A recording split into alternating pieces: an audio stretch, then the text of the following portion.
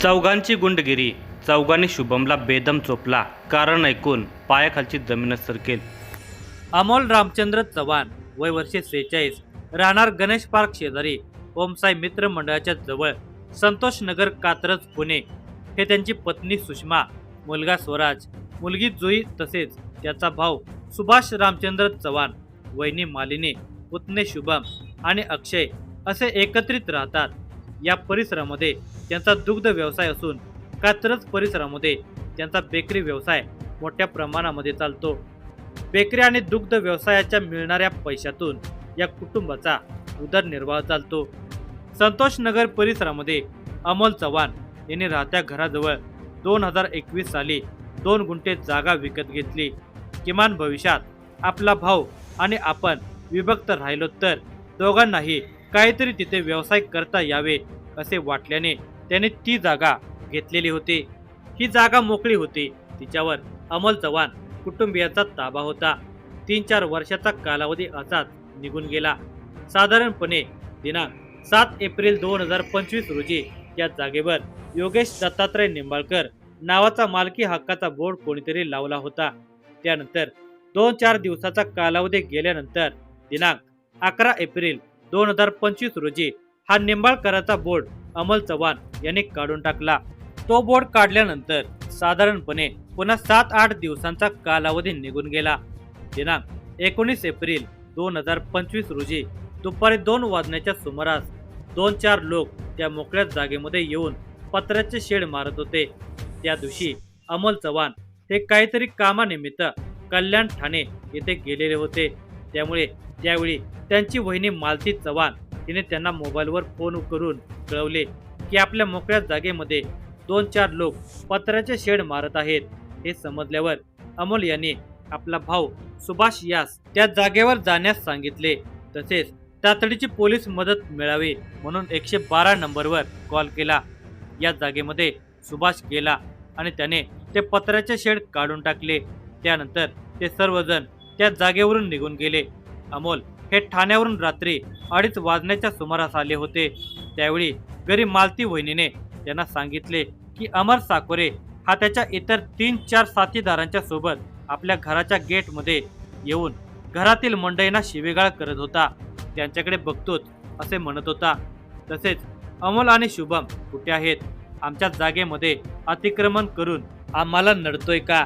त्यांना आज जिवंत ठेवणार नाही अशी धमकी देऊन गेल्याचे तिने सांगितले. अमोल हा घरी आला. त्यावेळी शुभम हा घरी नव्हता. तो त्याचे मित्र रोहन कानगुडे आणि वेदांत यांच्याकडे कुठेतरी बाहेर गेलेला होता. साधारणपणे पहाटे 3:45 वाजण्याच्या सुमारास शुभम हा आपल्या मित्रासमवेत घरी आला. त्याने बाहेरूनच घरच्या मंडळींना सांगितले की मी माझ्या मित्रांना चौकातून सोडून येतो असे म्हणाला आणि तिथून निघून गेला. त्यानंतर काही वेळातच शुभमचा मित्र रोहन कानगुडे हा पळत अमोल यांच्या घरी आला. तो भयंकर घाबरलेल्या अवस्थेमध्ये होता. त्याच्या तोंडातून अक्षरशः शब्द निघत नव्हते. त्याला बोलता येईनासे झाले होते. अमोलने विचारले, काय रे रोहन, काय झाले आहे? त्यावेळेस रोहन म्हणाला की आपल्या शुभमला ओमसाई मित्र मंडळाजवळ अमर साकोरे, मंदार किवळे, गिरीश बाबरे, योगेश ढोरे हे 4 जण लाकडी बांबू, लाकडी स्टंप आणि लाकडी फळीने मारहाण करत आहेत. तुम्ही माझ्यासोबत लवकर चला. हे ऐकताच अमोल हा लगेच रोहन सोबत त्या ठिकाणी पोहोचला. अमोलला पाहताच ते 4 आपल्या दुचाकीवरून पळून गेले. तिथे बाजूला साई छत्र अपार्टमेंटच्या मागील बोळात ओमसाई मित्र मंडळाजवळ शुभम हा गंभीर जखमी होऊन रक्ताच्या थारोळ्यामध्ये पडलेला दिसला. त्यानंतर अमोल लगेच रोहनच्या मदतीने शुभमला 2 व्हीलरवरून भारतीय हॉस्पिटल येथे घेऊन गेला. तेथे शुभमवर औषधोपचार सुरू केले. परंतु पहाटे 4:30 वाजण्याच्या सुमारास उपचारादरम्यान शुभम हा मयत झाल्याचे डॉक्टरांनी घोषित केले. शुभमच्या मृत्यूने अमोल चव्हाण याच्या पायाखालची जमीन सरकली. त्यांना काय करावे आणि काय नाही ते सुचतच नव्हते. याबाबत हॉस्पिटल प्रशासनाने आंबेगाव पोलीस स्टेशनला माहिती कळवली होती. त्यावेळी आंबेगाव पोलीस स्टेशनच्या नाईट ड्युटी ऑफिसर सहाय्यक पोलीस निरीक्षक व्ही दोडमिसे हे ड्युटीवर होते. ते तत्काळ हॉस्पिटलमध्ये पोहोचले होते. तेथे अमोल चव्हाण यांना भेटून त्यांच्याकडून शुभमचा मृत्यूबाबत रितसर फिर्याद नोंदवून घेतली. त्या फिर्यादीमध्ये झालेला प्रकार सांगितला. त्यावेळी फिर्यादीमध्ये अमर साकोरे, मंदार किवळे, गिरीश बाबरे, योगेश ढोरे या चौघांची नावे असल्याचे निष्पन्न झाले. म्हणून सहाय्यक पोलीस निरीक्षक B.V. दोडमिसे यांनी फिर्याद नोंदवून झाल्यानंतर लागलीच आपले वरिष्ठ आंबेगाव पोलीस स्टेशनचे वरिष्ठ पोलीस निरीक्षक शरद झिने यांना माहिती कळवली. घटनेचे गांभीर्य लक्षात घेऊन तत्काळ वरिष्ठ पोलीस निरीक्षक शरद झिने हे आपले सहकारी अधिकारी सहाय्यक पोलीस निरीक्षक स्वाती देवधर, पोलीस उपनिरीक्षक मोहन कळमकर, राजेंद्र वंजारी तसेच इतर स्टाफसह घटनास्थळी दाखल झाले. तसेच मयताचे कारण समजून घेण्यासाठी मृतदेह पंचनामा करून विच्छेदनासाठी पाठवण्यात आला. तसेच घटनास्थळी जाऊन तेथील पंचनामा करून परिसरामधील सीसीटीव्ही फुटेज चेक केले. तसेच ज्या संशयितांची नावे समजली होती त्या लोकांचे वापरात असलेल्या मोबाईलचे तांत्रिक विश्लेषण करण्यात आले. त्यावेळी त्या चौघांचे सोलापूर जिल्ह्यामधील मोहोळ तालुक्यामधील कामती परिसरातील समाधान हॉटेल हे मंगळवेढा सोलापूर हायवेवरील लोकेशन मिळाले. त्या ठिकाणी जाऊन आंबेगाव पोलिसांनी त्या चारही संशयितांना ताब्यात घेतले आणि पुणे येथे आणण्यात आले. वरिष्ठांच्या समोर उभे केले असता त्या चौघांनी हे गुन्ह्याची कबुली दिली. त्यांनी गुन्ह्यात वापरलेले लाकडी स्टंप्स, लाकडी फळी, लाकडी बांबू जप्त करण्यात आले. तसेच त्यांच्या अंगावरील असलेले कपडेही जप्त करण्यात आले.